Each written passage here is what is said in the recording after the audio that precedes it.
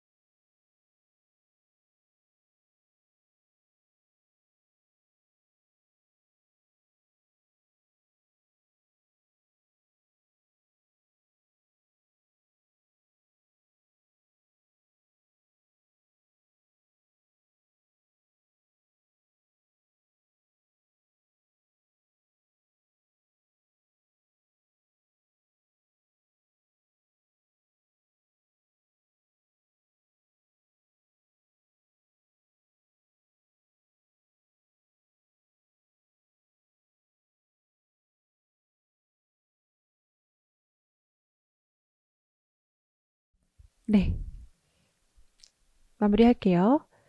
네, 4분 30초 정도 시간 드렸고 문제 같이 보면서 한번 방향성을 판단해 보도록 하겠습니다. 50페이지 1번 볼게요.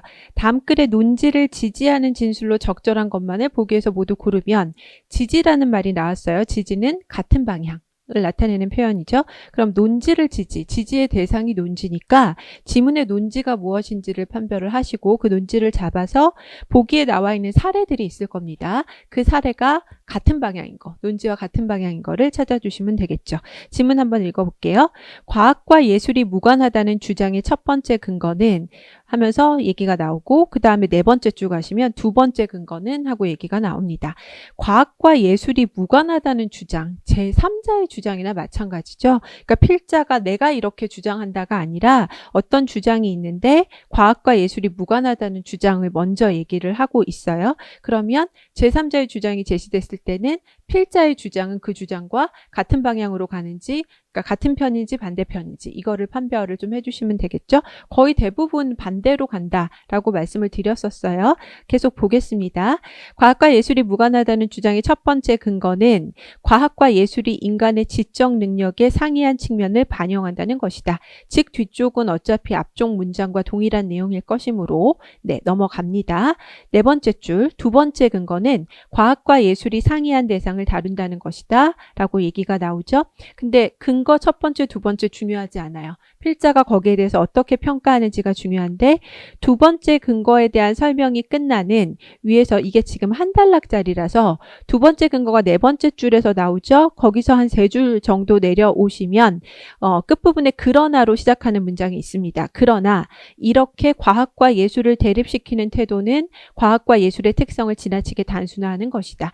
과학과 예술이 무관하다라는 주장에 대해서 그러나로 시작하면서 필자가 지나치게 단순화하는 것이다. 그러니까 지지하는 쪽이 아니라 지금 과학과 예술이 무관하다는 것과 반대 방향으로 가는 거죠. 그럼 결국 지문의 논지는 과학과 예술은 관련성이 있다, 관련이 있다 쪽으로 가게 될 확률이 높습니다. 그러면 이것도 지금 중간에 그러나가 나와서 필자의 주장이 제시가 된 거기 때문에 뒤쪽에 또 다른 그러나나 하지만이 나와서 뭔가 다시 주장이 뒤집혀지는지 이런 여부들을 좀 확인하실 필요가 있어요. 그럼 뒤쪽 읽으면서 그런 부분이 있는지를 확인해 보면 문장들이 꽤 많이 남아있기는 한데 지나치게 단순화하는 것이다 라는 걸 를 보충하는 그런 설명의 역할을 보충의 역할을 하는 문장들이 나와 있을 뿐이지 끝으로 갈수록 뭔가 하지만 그러나가 나와서 지금 필자가 얘기하고 있는 바를 다시 반박하는 그런 내용은 나오고 있지가 않습니다. 그럼 저는 밑줄을 중간 부분 그러나 이렇게 과학과 예술을 대립시키는 태도는 과학과 예술의 특성을 지나치게 단순화하는 것이다를 논지로 잡을 거예요. 아 그러면 이 사람은 과학과 예술이 관련성이 있다. 뭔가 같은 방향으로 가는 측면이 있다라고 보는구나 라고 판단을 할 거고 보기는 거기에 맞춰서 방향성을 판단하겠습니다. 기억 볼게요. 과학자 왓슨과 크릭이 없었더라도 누군가 DNA 이중나선 구조를 발견하였겠지만 셰익스피어가 없었다면 오셀로는 결코 창작되지 못하였을 것이다. 좀 뜬금없는 사례일 수도 있어요. 근데 생각해보면 기준이 뭐냐면 과학과 예술이 관련성이 있는지 이런 측면이거든요. 그러면 앞쪽에 과학자 왓슨과 크릭의 사례와 셰익스피어의 사례가 과학자와 지금 과학과 예술가의 사례를 대비시키고 있는 거고 누군가는 이중나선 구조를 발견하였겠지만 셰익스피어가 없으면 그거는 못 썼다라고 하는 거면 기억 보기에 나와 있는 내용은 과학과 예술의 차이점을 지금 언급을 하고 있는 거거든요. 그러니까 둘 사이에 관련이 있다라는 진술과는 사실은 반대 방향의 진술이라고 보여집니다. 차이점을 언급하고 있기 때문에 그래서 보기 기억은 지지는 아닐 거라고 저는 판단을 했어요. 그 다음 니은 보겠습니다. 물리학자 파인만이 주장했듯이 과학에서 이론을 정립하는 과정은 가장 아름다운 그림을 그려나가는 예술가의 창작 작업과 흡사하다. 과학과 예술이 관련이 있다. 비슷한 측면이 있다. 라고 얘기하는 거니까 이거는 지문의 논지와 방향성이 같죠. 지지하는 진술로 적절하다고 봅니다. 디귿 입체파 화가들은 수학자 푸엥카레의 기하학 연구를 자신들의 그림에 적용하고자 하였으며 이런 의미에서 피카소는 내 그림은 모든 연구와 실험의 산물이다. 내 그림은 모두 연구와 실험의 산물이다. 라고 말하였다. 결국 얘도 그 보기의 내용도 뭔가 수학자, 과학 쪽과 그다음 피카소, 어떤 예술 쪽이 비슷한 측면이 있다라고 얘기하고 연관성이 있다라는 사례가 될 수 있어서 딕은 역시 논지를 지지하는 내용이 될 수가 있습니다. 그래서 정답은 4번으로 가시는 게 맞겠죠. 2번 문제 볼게요. 다음 글의 논증을 약화하는 것만을 보기에서 모두 고르면 이제 논증 약화예요. 그러면 지문에 주어진 논증, 결론, 전제 같은 거 확인해 주시고 반대 방향의 진술이 뭐가 있는지를 확인하시면 되겠죠. 지문 읽어보겠습니다. 인간 본성은 기나긴 진화 과정의 결과로 생긴 복잡한 전체다. 여기서 복잡한 전체란 그 전체가 단순한 부분들의 합보다 더 크다는 의미이다. 인간을 인간답게 만드는 것, 즉 인간에게 존엄성을 부여하는 것은 인간이 갖고 있는 개별적인 요소들이 아니라 이것들이 모여 만들어내는 복잡한 전체이다. 뭔가 인간 본성, 복잡한 전체, 인간의 존엄성 이런 단어들이 같은 계열의 단어들로 지금 계속 가고 있죠.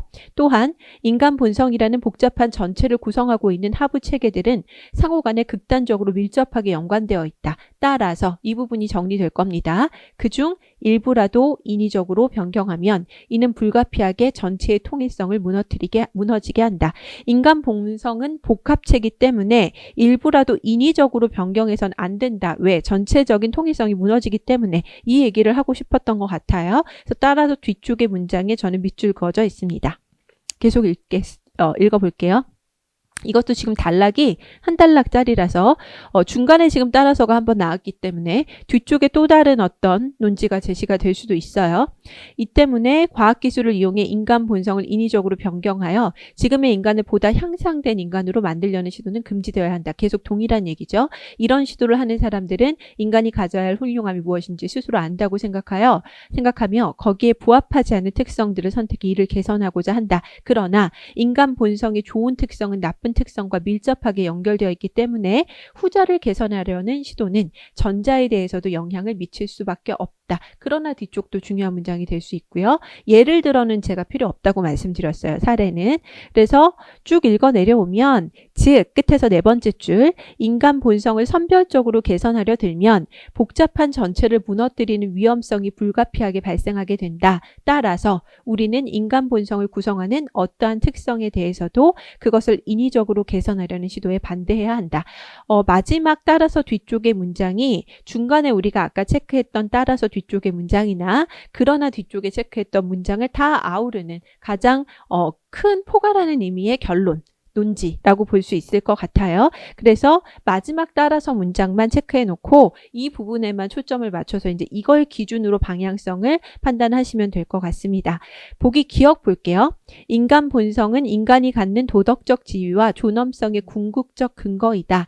우리 지금 찾아야 하는 거는 반대 방향의 진술을 찾아야 돼요. 아까 지문 첫 단계에서 인간의 본성, 복잡한 전체, 존엄성 이런 단어들이 같은 계열로 간다라고 말씀드렸는데 기억에 들어가 있는 단어들 인간 본성, 존엄성 이런 얘기들이 긍정형으로 연결이 되어 있기 때문에 기억이 굳이 지문의 논증과 반대 방향이라고 볼 만한 근거가 없어요. 그래서 기억은 반대 방향은 아니다. 약화는 아닐 거다. 이렇게 판단하시면 좋겠고 니은 보시면 모든 인간은 자신을 포함하여 인간 본성을 지닌 모든 존재가 지금의 상태보다 더 훌륭하게 되길 희망한다. 지문에서 논증에서 얘기하고 있는 바는 인간 본성을 구성하는 것은 복잡한 전체이기 때문에 일부분만 변경하려는 시도는 안 된다. 이렇게는 안 되니까 반대해야 한다라는 건데 니은의 내용은 지금의 상태보다 더 훌륭하게 되기를 모든 인간이 희망한데요. 이런 내용은 제가 생각했을 때는 지문에 나타나 있는 논증과 직접적인 관련성이 없습니다.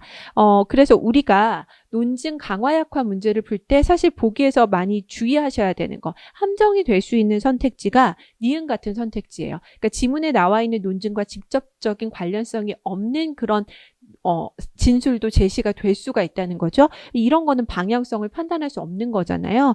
약화와 강화는 명백하게 방향이 같은 건지 반대인지가 명확하게 나타나기 때문에 니은 같은 거는 무관한 선지라고 판단을 하시고 약화도 아니고 이건 강화도 아닌 거예요. 그렇게 판단을 하시면 될 것 같습니다. 디귿 볼게요.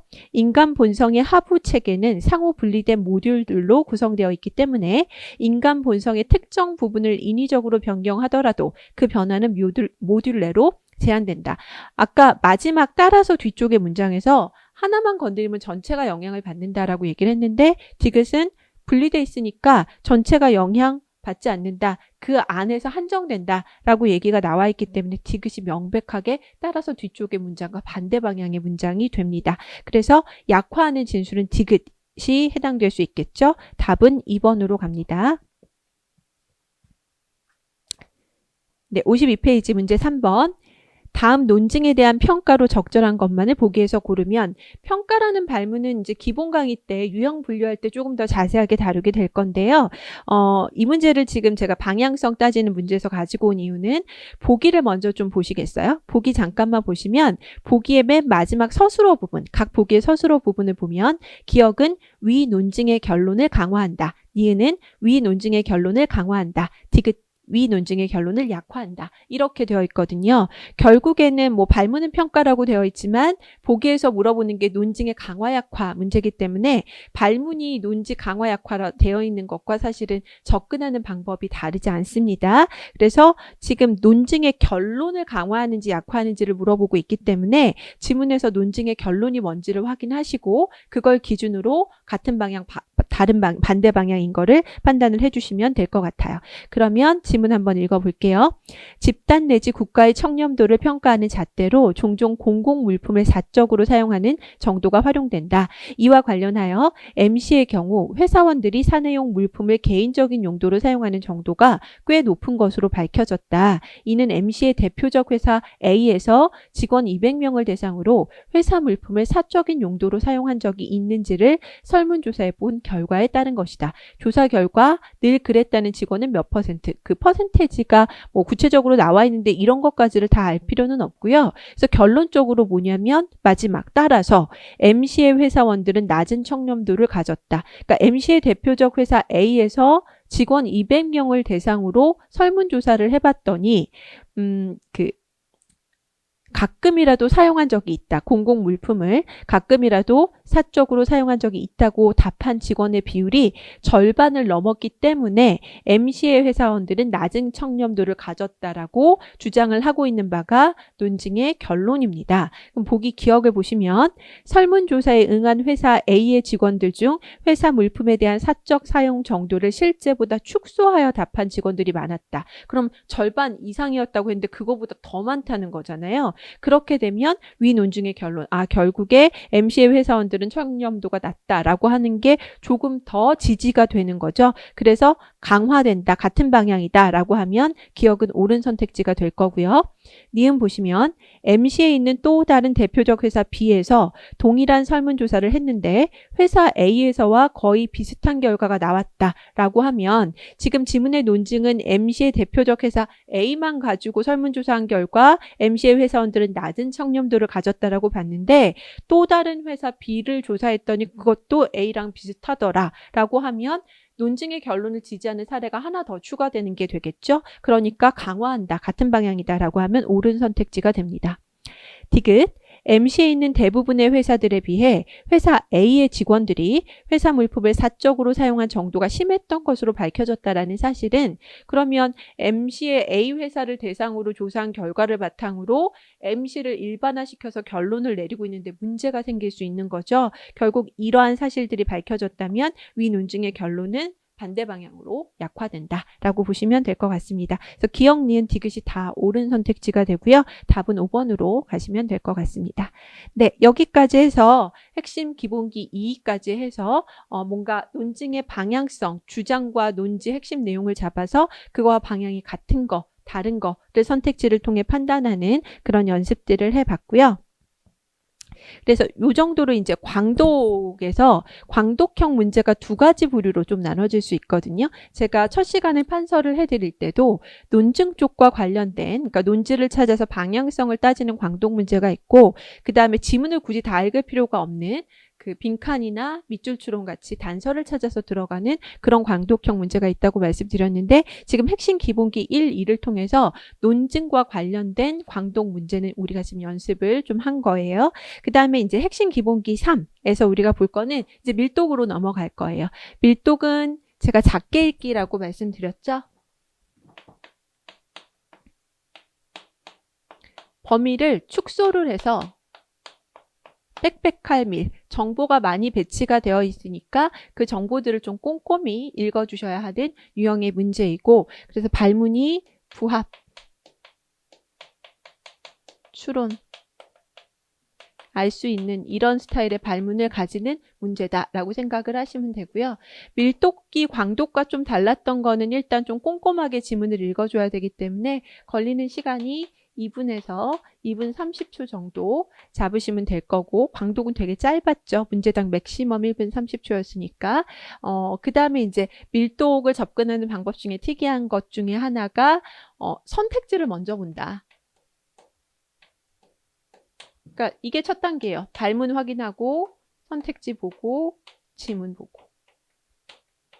선택지를 볼 때는 말씀드렸지만 전반부, 그러니까 주어 부분에 반복되는 단어들이 있는지,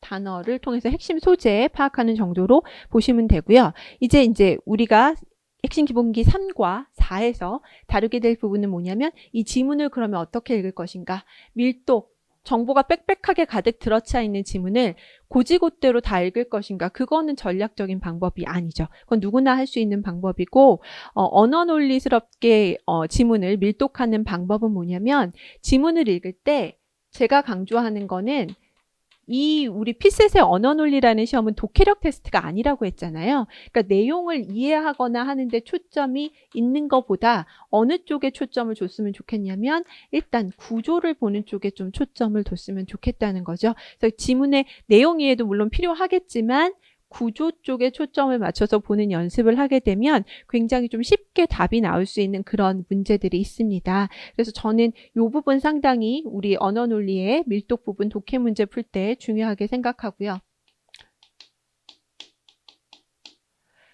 그래서 제가 이제 강의할 때 언어 논리의 지문은 상당히 구조적입니다 라는 표현을 많이 쓸 거예요. 구조가 잘 잡힌다 라는 의미가 뭐냐면 언어 논리에서 지문화되는, 제가 언어 논리는 출제 패턴이 잡혀 있는 문제라고 말씀을 드렸죠. 그래서 언어 논리에서 지문화되는 되게 잘 잡힌 구조로 대표적인 게 뭐가 있냐면 첫 번째는 대조예요. 두 번째는 병렬이고요. 이게 핵심 기본기 3의 첫 번째. 지금 우리 몇 페이지 보시면 되냐면 56페이지에 보면 핵심 기본기 3에서 글의 구조에 주목한다가 주제이고, 거기 01번 보시면 대조되는 개념이 제시된 글의 구조를 파악하자라고 했죠. 그 다음에 02번은 동일한 강도로 연결된 단락이 있는지 파악하자. 이게 병렬 구조, 그러니까 대조 구조, 병렬 구조 두 가지. 좀 유념해서 보시면 됩니다. 인문 강의에서는 이 구조 두 가지에 대해서 좀 연습을 할 거예요. 일단 첫 번째, 대조.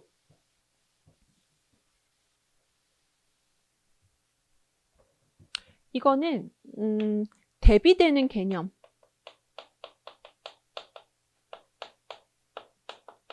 개념이나 견해가 제시가 되는 거예요. 지문이 있을 때 예를 들어 단락이 한 3단락 정도 있다. 지문 첫 번째 단락은 설명문, 거의 밀독은 설명문이 많으니까 도입부겠죠. 그래서 어떤 문제 제기에 관해서 뭐 A라는 게 있고 B라는 게 있다. 근데 두 번째 단락에서는 A에 관해서 A에 따르면 이러이러한 내용, 구체적인 내용이 나와요. 그러면 이 내용들을 읽을 때 A 쪽에 해당되는 키워드들이 있을 거예요. 각 문장에. 그런 것들을 동그라미로 표시를 해주는 거죠. 같이 A쪽 키워드들을 계열을 맞춰준다라고 제가 얘기를 합니다. 세 번째 단락에 갔더니 B에 대한 얘기들이 나와요. 그럼 이 B 쪽에 해당되는 A와 대비되는 어떤 키워드들을 세모로 표시를 해주는 거예요. 그러면 쭉 읽었을 때 내용은 이해가 안 되고 암기가 안 되어 있더라도 읽고 나면 A는 동그라미로, A쪽 키워드는, B쪽 키워드는 세모로 딱 표시가 되어 있어요. 그럼 선택지는 어떻게 구성이 되냐면 1번 선택지. 주어가 A로 들어가 있는데 A는 블라블라 뭐라고 나오는데 여기에 들어가 있는 단어가 동그라미 쪽 키워드가 잡혀 있다. A도 동그라미고 뒤에 나와 있는 키워드도 동그라미니까 이거는 옳은 선택지. 이렇게 보는 거고, 2번 선택지에서 B는 하고 시작하는데 블라블라 뭐라고 나와 있는데 여기서 동그라미 키워드가 들어가 있어요. 이거는 B는 세모고 선제에 나와 있는 키워드는 동그라미니까 키워드가 안 맞으니까 틀려. 이런 식으로 판단하는 거거든요. 이렇게 구성이 되는 경우가 많아요.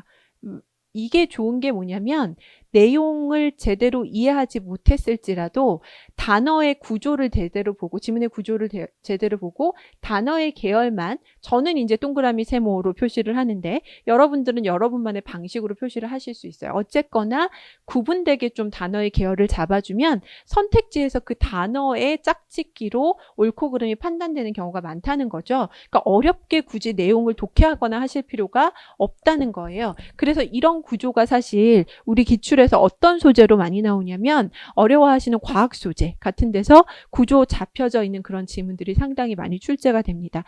저도 이제 뼛속까지 문과생이라 과학 소재 지문이 나오면 상당히 이해하기가 어렵거든요. 그래서 그런 소재가 나왔을 때 소재보다는 만약 지문의 이런 식으로 구조가 딱 잡혀 있다면 A, B, C, 뭐 C까지도 나올 수 있어요. 3개까지도 대비되는 그런 개념들을 저는 이제 동그라미, 세모, 네모 이런 식으로 순서대로 나열을 해주면 그거를 바탕으로 그냥 선지를 판별할 수 있다는 거죠. 그래서 제가 밀독을 할 때 늘 강조드리고 싶은 건 뭐냐면 그 완벽주의를 좀 버리세요. 내가 지문에 나와 있는 내용을 모두 다 이해해서 그 내용들을 다 정리를 해서 선택지 5개의 옳고 그름, 정오 판단을 완벽하게 해내겠다. 그런 생각은 좀 버리시고 어쨌거나 주어진 시간에 답을 찾으면 되는 시험이에요. 제가 계속 강조하죠. 독해력 테스트 아니고 전략 테스트다. 그래서 얼마나 전략적으로 지문의 정보들을 강약 조절할 수 있는지, 어떤 정보가 중요하고 어떤 정보는 중요하지 않은지를 판단할 수 있는지 구조가 그 기준이 또 될 수가 있다는 거죠. 그래서 그런 연습들을 좀 해보도록 하겠습니다. 네. 한번 읽어볼게요. 글의 구조에 주목한다. 언어 논리에서 출제되는 독해 문제는 지문의 구조를 명확히 잡아놓은 경우가 많습니다. 지문의 구조가 명확하다는 것은 지문을 구성하는 단락별 소재가 명확히 구분된다는 의미일 수도 있고 지문 전체적으로 개념이나 견해 간의 비교와 대조가 두드러진다는 의미일 수도 있습니다. 따라서 글의 구조를 잘 파악하면 세부적인 정보를 완벽히 파악하지 못했더라도 쉽게 선택지나 보기를 판별하여 정답을 찾아낼 수 있습니다. 네, 한번 볼게요. 넘겨서 56페이지 보시면 대조되는 개념이 제시된 글의 구조를 파악하자. 대조 지문은 왼쪽에 그 보조단에 보시면요. 2가지 이상의 대조되는 개념이 제시되는 글입니다. 내용보다는 대조되는 개념의 키워드를 체크하는 데 중점을 두고 읽어야 합니다. 그 키워드 체크를 지금 저는 이제 동그라미 세모 같은 걸로 나눠서 하는 거예요. 대조되는 개념이 제시되어 있는 구조는 언어 논리에서 중요한 지문 구조입니다. 대조되는 개념은 2개가 제시될 수도 있지만 3개 이상이 제시되기도 합니다. 대조 지문이 제시되었다면 세부적인 정보를 찾거나 내용을 이해하는 데 집중하는 것보다는 대조되는 각 개념의 특징적인 키워드를 찾아주는 것이 좋습니다. 즉, 지문에 대조되는 개념 A와 개념 B가 제시되어 있다면 개념 A에 해당하는 키워드들은 그 단어 위에 동그라미 표시하고 이렇게요. 동그라미로 다 표시를 하고 그 다음에 개념 B에 해당되는 키워드들은 그 단어 위에 세모 표시를 하는 거예요. 이런 식으로 구분되게 표시를 해주는 거죠. 이러한 방식은 선택지를 판별하는 데도 유용합니다. 키워드들이 매칭된 형태로 선택지의 옳고 그름이 판별되는 경우가 많다. 이렇게 판별되는 경우가 꽤 많다는 거예요. 그러면 예제 문제를 한번 좀 풀어볼게요. 다음 글에 따를 때 아래 문장이 적합하면 O, 적합하지 않으면 X로 표시해 보자고 했는데, 네, 요거 한 30초? 40초? 뭐 지문 길이 길지 않으니까 그 정도 시간 드릴 테니까 한번 OX 표시해 보세요. 시작하겠습니다.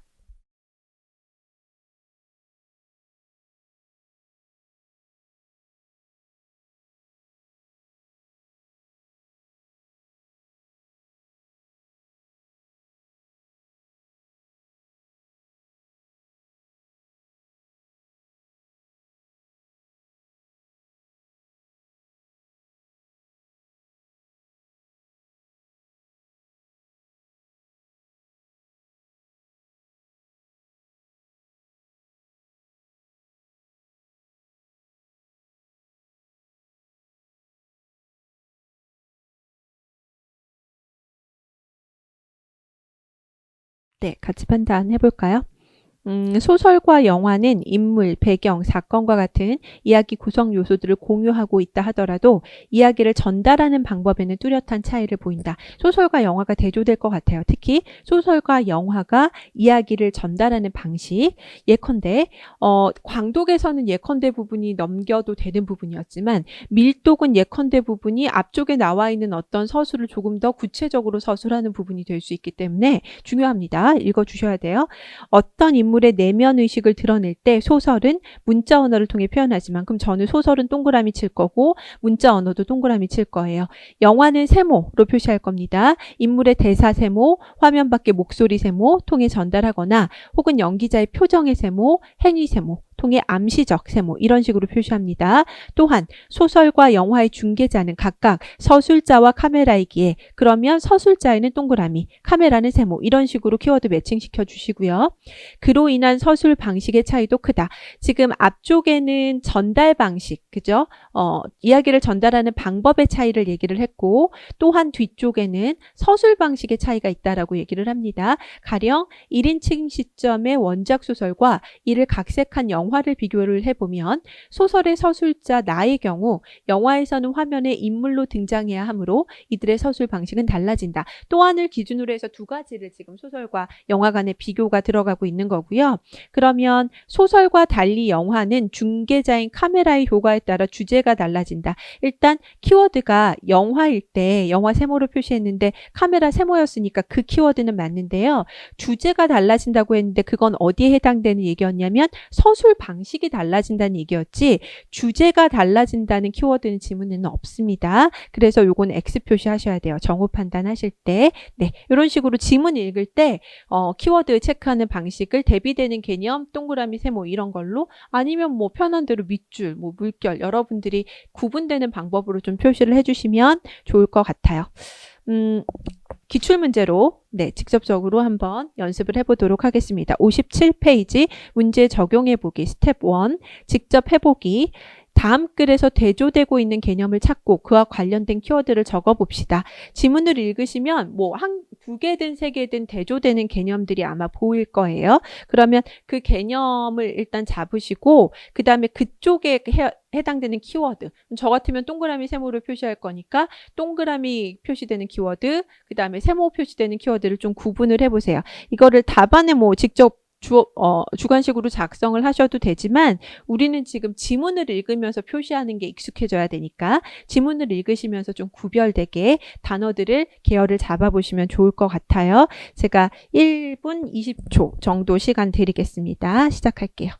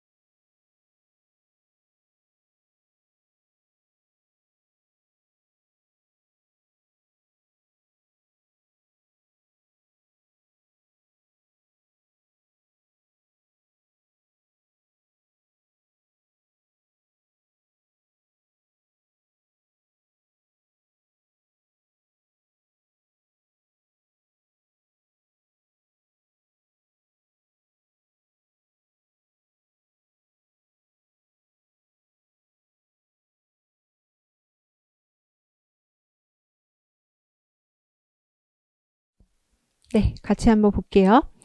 대체제와 대안제의 구별은 딱 첫 구절만 보셔도 대체제와 대안제가 뭔가 대비가 되겠구나 하는 생각 드실까요? 소비자뿐만 아니라 판매자에게도 중요하다. 형태는 달라도 동일한 핵심 기능을 제공하는 제품이나 서비스는 각각 서로의 대체제가 될 수 있다. 그러면 저는 대체제가 처음 등장했으니까 대체제에 동그라미 표시를 할 거고요. 대체제를 표시할 수 있는 특징적인 단어들 형태는 달라도 동일한 핵심 기능이라고 했으니까 동일한 핵심 기능에다가 동그라미 표시하나 해놓을 것 같습니다. 그 다음에 대안제, 이번에 두 번째 대안제 나왔으니까 대안제는 세모 표시할 거고요. 기능과 형태는 다르나 동일한 목적을 충족하는 제품. 그럼 아까 대체제는 동일한 핵심 기능이 키워드가 됐는데 그 대안제 쪽은 동일한 목적이 키워드가 될 수 있겠죠. 그래서 동일한 목적의 세모 표시할 거고요. 그 다음 두 번째 단락, 사람들은 회계 작업을 위해 재무 소프트웨어를 구매하여 활용하거나 회계사를 고용해 처리하기도 한다. 사례죠. 회계 작업을 수행한다는 측면에서 형태는 다르지만 동일한 기능. 아까 그럼 동일한 기능 쪽은 동그라미 쪽 키워드였잖아요. 그러니까 재무 소프트웨어와 회계사에 각각 동그라미를 칠 거예요. 이 두 가지가 대체제 관계라는 얘기가 되겠죠. 그 다음 단락, 이와는 달리 형태와 기능이 다르지만 같은 목적을 충족시켜주는 제품이나 서비스가 있다. 아까 같은 목적, 동일한 목적이 세모 표시, 대안제 쪽 키워드였어요. 그러면 여기에 사례로 들어가 있는 여가 시간을 즐기고자 영화관 또는 카페를 선택해야 하는 상황. 그럼 영화관과 카페는 각각 세모, 대안제의 사례가 될 수 있겠죠. 그 다음 마지막 단락 보시면 소비자들은 구매를 결정하기 전에 대안적인 상품들을 놓고 저울질한다. 일반 소비자나 기업 구매자 모두 그러한 의사결정 과정을 갖는다. 그러면 대안적인 상품들을 놓고 저울질한다라고 했으니까 소비자는 대안제 쪽에 키워드가 될 수 있겠죠. 그래서 저는 소비자의 세모 표시를 할 거예요. 두 번째 줄, 그러나 어떤 이유에서인지 우리가 파는 사람의 입장이 됐을 때는 그런 과정을 생각하지 못한다. 판매자들은 고객들이 대한산업군 전체에서 하나를 선택하게 되는 과정을 주목하지 못한다. 반면에 대체제의 가격 변동, 상품 모델의 변화, 광고 캠페인 등에 대한 새로운 정보는 판매자들에게 매우 큰 관심거리이므로 그들의 의사결정에 중요한 역할을 한다. 그러면 판매자는 대체제가 중요 관심사가 되는 거니까 판매자에는 동그라미 표시를 해 놓는 거죠. 그러면 어떻게 될 거냐면 대안제와 지금 다 읽고 나면 대안제, 대체제가 뭔지 이해를 못하고 암기가 안 됐다 하더라도 대체제 쪽 키워드는 동그라미로 동일한 핵심 기능, 그 다음에 재무 소프트웨어, 회계사는 다 동그라미 표시가 되어 있을 거고 그 다음에 대안제 쪽 키워드는 다 세모로 동일한 목적, 영화관, 카페, 그리고 소비자 이런 것들은 다 세모로 표시가 되어 있어요. 그래서 지문에 제시되는 단어들이 계열이 잡혀져 있는 거죠. 요렇게 계열을 잡을 때 좀 주의하셔야 될 게 뭐냐면 지금 57페이지 오른쪽 보조단에 보시면 꿀프리 팁을 적어 놓은 게 있는데 대조되는 개념이라 할지라도 그 특성의 공통적인 부분이 있을 수도 있음을 염두에 두어야 합니다. 이 공통점은 문제풀이의 중요한 정보가 됩니다. A, B로 대비가 된다. 여기서도 지금 대안제, 대체제가 대비가 된다고 하더라도 모든 키워드가 다 대비된다는 보장은 없어요. 혹 가다 보면 그 대비되는 개념 중에 공통적인 특징이 있음을 언급하는 경우가 있거든요. 그럼 대조 지문에서 공통점은 굉장히 선택지와 잘 되는 그런 부분이에요. 그래서 반드시 체크해야 되는 중요 정보가 됩니다. 네, 그거는 꼭 기억을 해 두시는 게 좋아요. 이런 식으로 지문을 읽고 나서 그럼 58페이지 넘겨서 보시면 스텝 2의 심화학습하기 단계가 있습니다. 제시된 문장의 키워드를 표에 따라 구분한 후 각 문장의 글의 내용에 부합하는지 정오, OX로 좀 표시를 해보자. 문장이 총 5개가 주어져 있는데요. 그러니까 우리가 아까 지문에서 체크한 방식대로 대체제 쪽 키워드와 대안제 쪽 키워드가 구별이 될 거예요. 그걸 좀 구분을 하셔서 옳은 선택지인지 틀린 선택지인지 부합하는지 아닌지를 좀 판단을 해보시기 바랍니다. 네, 키워드까지 좀 판별을 해야 되니까 제가 1분 가까이 시간 드려볼게요. 시작하겠습니다.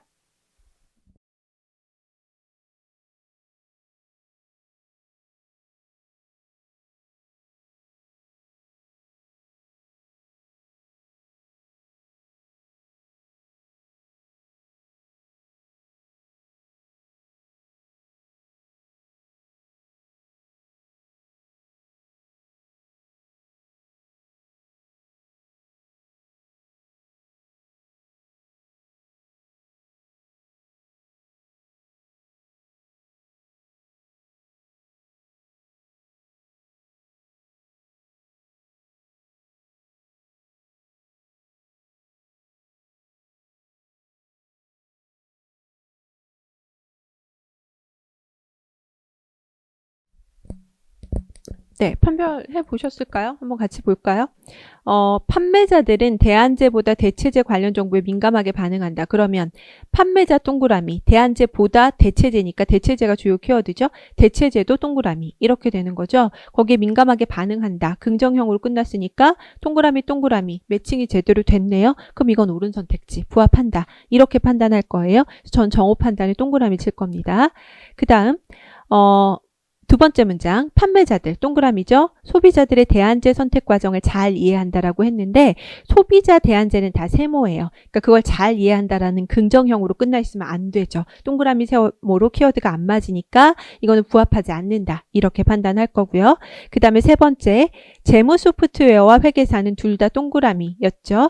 대안제 관계에 있다. 세모죠. 대안제는 안 맞죠. 틀려요. X 표시하시면 되고 그 다음에 소비자들은 대안제보다 대체제를 선호한다. 소비자 세모, 대안제보다 대체제 선호하는 거니까 대체제는 동그라미 안 맞죠? X 틀린 선택지고요. 마지막 영화관과 카페는 세모 키워드였어요. 서로 대체제 관계에 있다. 대체제는 동그라미죠. 이것도 역시 키워드가 안 맞죠. 틀린 선택지. 그래서 옳은 선택지는 첫 번째 문장 하나밖에 없습니다. 이런 식으로 내용을 이해하지 못했더라도 키워드 매칭만 제대로 하실 수 있으면 이런 대조 지문에서는 답안 선택이 가능해요. 그러니까 선택지 판별이 가능합니다. 이런 연습이 굉장히 잘 되어 있으면 밀독하는데 시간 굉장히 많이 줄일 수 있어요. 구조적인 지문이 기출에서 상당히 많이 기출화돼서 출제가 되거든요. 그래서 그런 거에서 구조 보는 것들이 좀 연습이 잘 되어 있으면 여러분들이 수월하게 내용 이해 안 하고도 답 고를 수 있는 것들이 있습니다. 59페이지 오른쪽 보조단 잊지 말아야 할 핵심 포인트 다시 한번 정리할게요. 문제에 제시된 지문을 읽을 때는 세부 정보를 물리적으로 표시하면서 읽어주는 것이 좋습니다.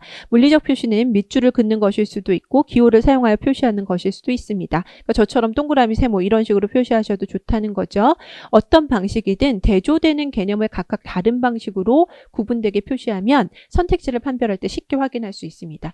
다른 건 몰라도 대조 지문에서만큼은 뭔가 다르게 표시해주는 방식을 자기만의 방식을 만들어 놓으세요. 그러니까 저처럼 동그라미 세모 같은 걸로 하시던가 해서 구분되게 표시를 해주시는 게 선택지 판별에 훨씬 더 유리하십니다. 네, 그 정도 말씀드리고 그러면 이런 것들 연습 많이 좀 해보면 좋으니까 네, 핵심 기본기 3에 해당되는 보충 자료가 있을 겁니다. 네, 그 중에 연습 1번 한번 같이 확인을 해볼게요. 역시 제가 연습했던 방식대로 되는 거라서 제가 만들어 놓은 거라서 원래 문제는 오른쪽 페이지에 있는데 거기를 먼저 보지 마시고 선택지를 먼저 보지 마시고 일단은 지문을 읽으면서 우리 앞서 지금 교재 보면서 했던 것처럼 대비되는 단어를 한번 잡아 보시고요. 그 계열의 단어들을 같이 좀 맞춰서 표시해 보는 작업을 해 볼게요. 지문이 조금 더 길어졌죠? 요거는 5급 공채 시험에서 나왔던 지문이고 네.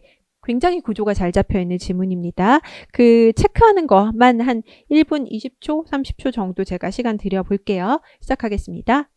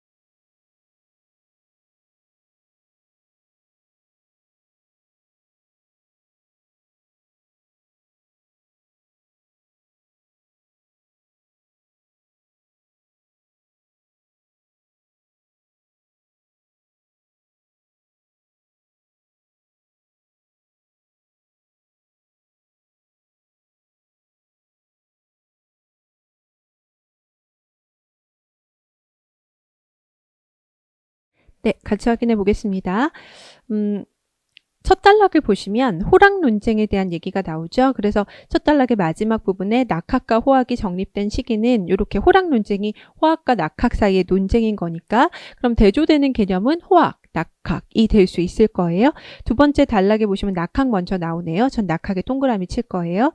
정신은 본체로 향하고 있다. 근원적 실제인 본체에 접근하는 낙학의 방법은 그러니까 일단 본체는 저는 동그라미 하나 칠 거고요. 거기에 향하는 방법은 이론적 탐색이 아니라 강력하고 생생한 주관적 체험이었다. 그럼 이론적 탐색은 아니고 주관적 체험이 키워드가 되겠죠. 그 부분에 동그라미를 칠 거고 그들은 본체인 본성에 대한 체험을 통해 현실 세계 속에서 실천하는 주체적인 자아로서 자신을 정립하고자 하였다. 본체인 본성, 주체적인 자아 이런 어떤 핵심이 되는 키워드 같은 것들을 문장별로 다 동그라미 치는 거예요. 그런 부분에 동그라미 할 거고 그 자아는 바로 사대부의 자아를 의미한다. 사대부의 자아 동그라미. 본체를 실천하는 주체에 대한 낙학의 관심은 마음에 대한 탐구로 나타났다. 마음에 대한 탐구 동그라미. 낙학은 이론의 구성에서는 주의의 마음 이론을 표준으로 삼았지만 주의의 마음 이론 동그라미죠. 호학이라는 또 하나의 조선 성리학 전통과의 논쟁을 통해 형성된 것이다. 그 다음에 이제 단락 보시면 호학 얘기가 나옵니다. 저는 세모로 표시할 거예요. 현실 세계를 규율하는 원리와 규범에 집중하였다. 원리와 규범에 세모 표시할 거고요. 그들에게 절박했던 것은 규범의 현실성이며 객관성이었다. 현실성, 객관성에 세모 표시할 겁니다.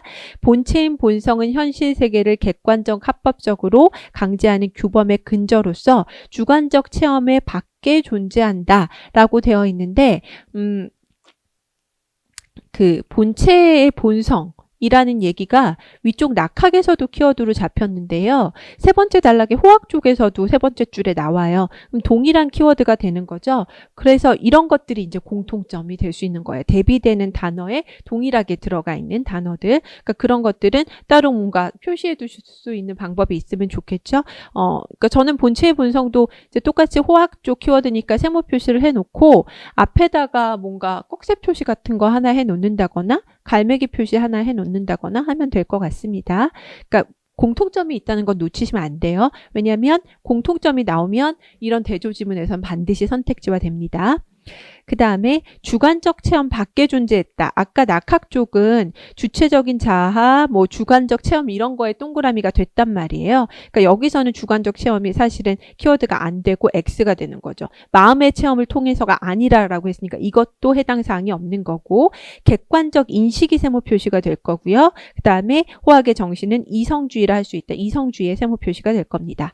마지막 단락 호학의 정신 계속 호학 얘기하고 있어요. 기질의 현실 세계 고 생산 계층인 농민들의 우연적이고 다양한 욕망의 세계를 객관 규범에 의해 제어하면서 왕권까지도 규범의 제약 아래 두려 한다는 점에서 역시 사대부의 자아 정립. 사대부의 자아라는 얘기는 아까 두 번째 단락에 낙학 쪽 키워드에도 있었거든요. 동일하게 들어가죠. 그러니까 동일하게 들어가니까 역시라는 표시를 또 붙여준 거잖아요. 이 부분이 또 두 번째 공통점이 될 수 있습니다. 네, 이 정도로 키워드를 체크를 하면 낙학 쪽의 키워드는 동그라미로 호학 쪽의 키워드는 세모로 표시되어 있는데 그중에 두 가지는 공통점이 잡혀 있는 상태예요. 그럼 이렇게 읽은 거를 바탕으로 오른쪽 페이지 다음 글의 내용과 부합하는 것은 하고 옳은 선택지 고르는 거거든요. 선택지 한번 훑어보시고 답 한번 찾아보세요. 시간 한 30초 정도 드릴게요.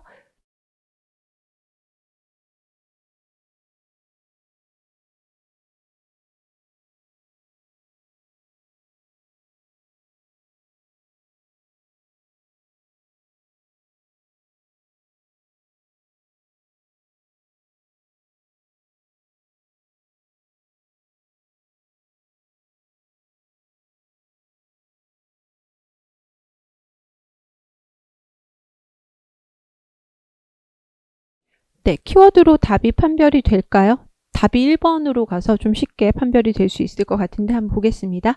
1번, 낙학이 본체를 주관적 체험 대상으로 보았던 반면 낙학 동그라미, 주관적 체험 동그라미 맞죠? 그 다음에 호학은 본체를 규범의 근저로 보았다. 호학 세모, 규범 세모 키워드 딱 맞죠? 키워드가 맞으니까 부합하는 거 맞는 거예요. 그래서 답은 1번으로 갈 거고요. 그럼 나머지 선택지들 뭐가 틀렸는지 확인해 볼게요. 2번, 호학은 세모죠? 본체의 실현이 마음의 체험을 통해 궁극적으로 달성되는 것으로 이해하였다. 마음의 체험은 동그라미 쪽 키워드죠. 안 맞죠? 틀려요. 3번 낙하기 사대부 자아정립과 관련이 깊은 반면 이렇게 나왔어요. 그런데 지금 문제가 있는 게 사대부 자아정립은 공통점이었어요. 낙학과 호학의 공통점이었는데 그 공통점을 가지고 모모한 반면 이렇게 들어가면 말이 안 되죠. 공통점을 지금 차이점으로 서술하고 있는 거니까 그 부분만 보셔도 3번은 틀립니다.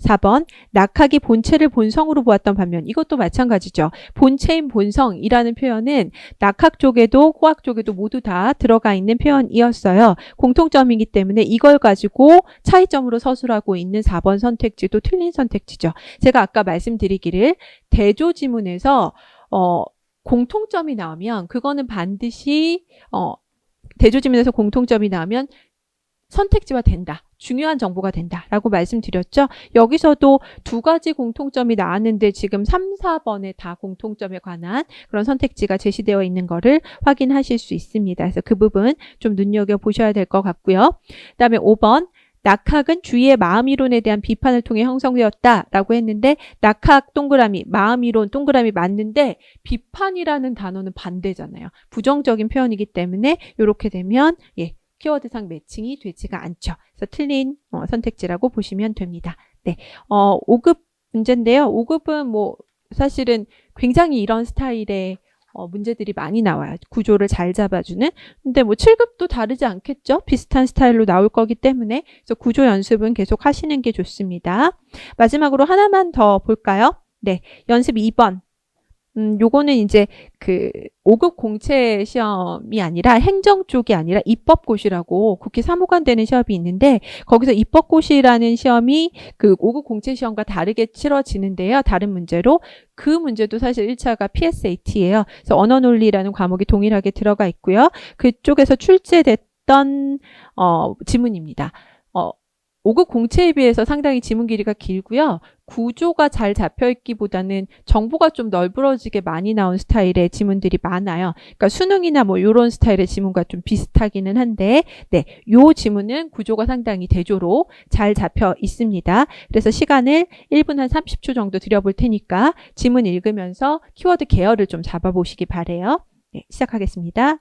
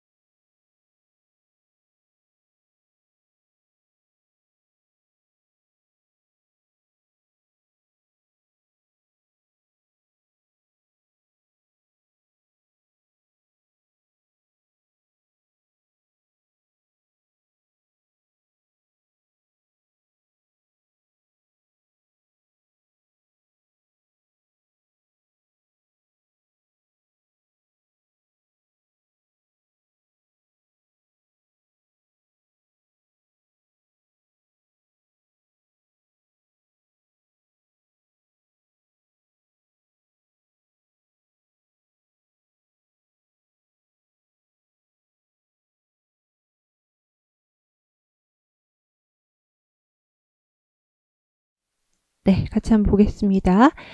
시국의 A는 인간의 본성이 교육을 통해 조율될 수 있다고 믿기 때문에 교육의 중요성을 강조한다. A라는 사람이 나왔어요. 그럼 이거와 대비되는 누군가가 있을 수 있거든요. 그래서 A를 일단 동그라미를 쳐놓고 교육의 중요성을 강조한다고 했으니까 교육의 중요성에도 저는 동그라미 체크를 할 겁니다.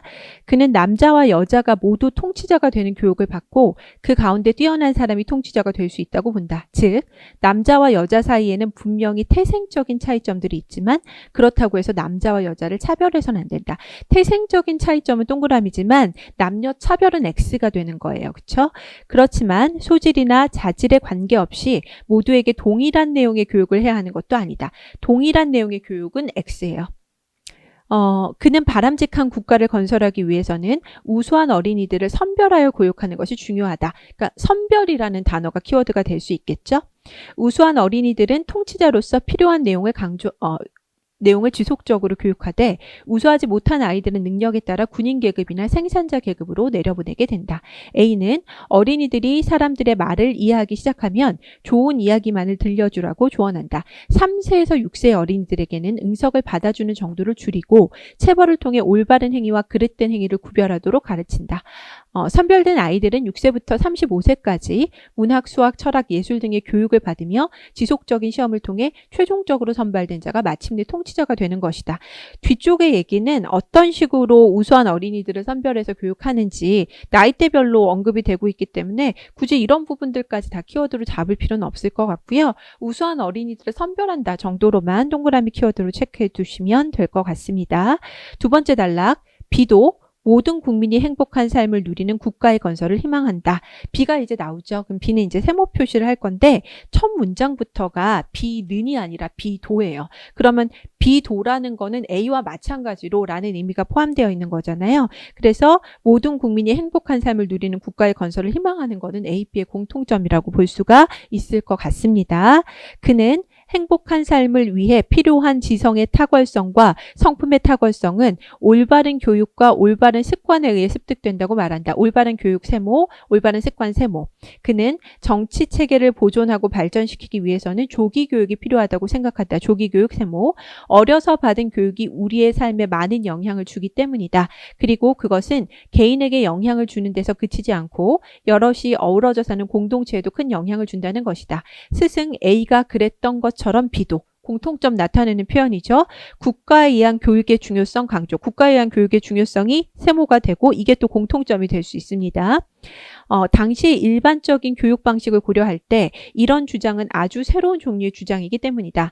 또한 그는 모든 사람이 비슷한 능력을 갖고 있기 때문에 모두에게 균등한 교육 기회를 줘야 하며 가르치는 교육 내용도 똑같아야 한다는 점을 강조한다. 비슷한 능력, 균등한 교육 기회, 교육 내용도 똑같아야 이런 키워드들이 세모 표시가 되겠죠. 이런 키워드는 앞쪽에 A와 완벽하게 반대되는 키워드들입니다. 태생적인 차이점은 인정하지만 차별해서는 안 되고 그렇지만 모든 내용을 동일하게 교육해야 되는 거 아니다 라고 얘기하고 있으니까요. 그런 키워드들 반대되는 거 확인해 주시면 될 것 같습니다.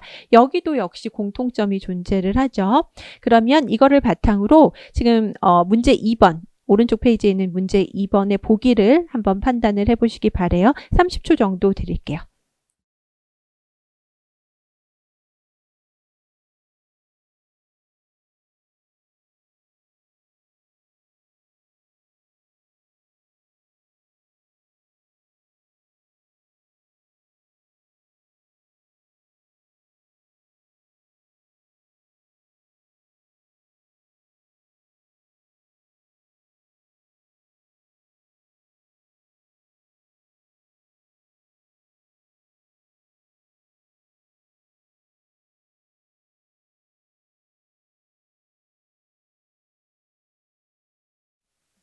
네, 확인해 볼까요? 보기 기억부터 볼게요. A와 B는 모두 A와 B 모두라는 표현이 나오면 공통점을 물어보겠다는 거죠. 그죠? A와 B의 모두 국가에 의한 조기 교육을 강조한다라고 했는데 일단 국가에 의한 교육을 강조하는 건 공통점이 맞았어요. 문제가 되는 단어가 조기 교육인데요. 조기 교육은 두 번째 단락에서 B가 주장하는 바에 있었어요. B쪽의 키워드였죠. 위에서 둘레 다섯 번째 줄 보시면 조기 교육에 세모 표시되어 있는 거 보실 수 있을 거예요. 그러면 A는 조기 교육이라고 볼 수 있느냐? 키워드 자체는 분명하게 들어가 있지 않았어요. 그런데 우수한 어린이들을 선별하여 교육하는 것이 중요하다라고 한 다음에 뒤쪽에 그 사례를 쭉 보시면 어떤 식으로 이제 선별해서 교육하는지 얘기 나와 있는 부분을 보시면 3세에서 6세의 어린이들에게 그러니까 어린이들이 사람들의 말을 이해하기 시작하면 이라는 표현이 나옵니다. 그래서 3세부터 시작하는 교육이면 사실은 조기 교육이라고 볼 수 있잖아요. 그래서 조기 교육이 사실은 A쪽에도 해당되는 키워드라고 볼 수 있는데 기억 같은 보기는 제가 평가를 하자면 그렇게 좋은 보기는 아닙니다. 그러니까 이게 지금 입법고시 문제라서 요런 그러니까 명확하지 않은 표현들이 들어가 있는 경우가 많아요. 그래서 5급 공채 하시는 분들도 사실 입법고시의 문제들은 좀 선별해서 보셔야 될 필요가 있거든요. 그래서 혹시나 기억 선택지를 판별을 하실 때 조기 교육 쪽은 B쪽에만 해당된다고 봐서 기억이 옳지 않고 틀린 선택지다라고 판별하셨으면 제 기준으로 판단했을 때 크게 문제되진 않습니다. 그래서 물론 이제 A쪽도 3세부터 교육을 하기 때문에 조기 교육을 한다라는 거를 내용상으로 이해하셨다면 예, 그것도 좋은 방법이고요. 그래서 기억은 OX가 틀렸더라도 너무 신경 쓰실 필요 없다라는 얘기를 한번 말씀드리고 그렇게 깔끔한 선택지는 아니에요. 니은 보겠습니다. A와 B는 모든 국민의 평등한 교육을 주장한다. 이런 거는 명확하죠. 모든 국민의 평등한 교육을 주장하는 거는 B쪽의 키워드였기 때문에 A와 B 모두라고 들어가서는 안 돼요. 그러니까 그건 공통점이 될 수가 없어서 니은은 틀린 선택지라고 보셔야 되고요. 그 다음에 디귿 A와 B는 남녀에 대한 교육적 차별을 반대한다. A쪽도 남녀 차별은 안 된다라고 되어 있었고 그 다음에 B도 결국에는 모두에게 균등한 교육 기회, 내용도 똑같아야 한다, 비슷한 능력을 가지고 있다라고 보면 남녀 간의 차이도 B는 당연히 없는 거거든요. 그래서 A와 B의 공통점으로 남녀에 대한 교육적 차별을 반대한다라고 하면 이거는 옳은 선택지가 될 수 있습니다. 그 다음 리을, 시국은 국가 차원에서 우수한 어린이를 선별하여 교육시켰을 것이다. 이것도 내용상으로 좀 판단을 해야 되는 선택지인데요.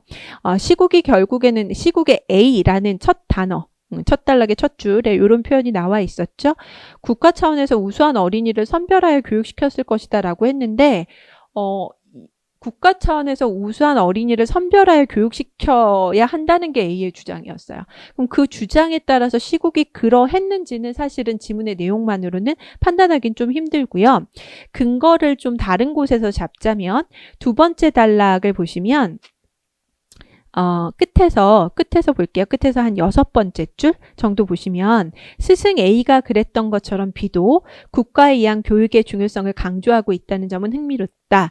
당시의 일반적인 교육 방식을 고려할 때 이런 주장은 아주 새로운 종류의 주장이었기 때문이다. 이런 표현이 나옵니다. 그러면 시국에서는 어떤 국가에서건 이게 일반적인 교육 방식을 고려할 때 새로운 주장이다 라고 하면 국가 차원에서 우수한 어린이를 선별하여 교육시키는 거는 일반적인 교육 방식은 아니었고 이런 교육 방식을 택하는 국가도 많지 않았다는 뜻이잖아요. 그래서 시국에서 그랬을 거다라는 거는 사실은 판단하기가 어렵고 아니면 아예 그럴 리 없다. 새로운 방식이라고 얘기가 나와 있기 때문에 라고 생각을 하시면 될 것 같습니다. 그래서 리을도 부합하는 선택지라고 볼 수는 없을 것 같아요.